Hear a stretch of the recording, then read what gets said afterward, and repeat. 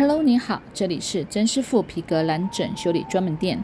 本周介绍香奈儿链条流量包，链条皮革氧化更换完成前、中、后影片分享。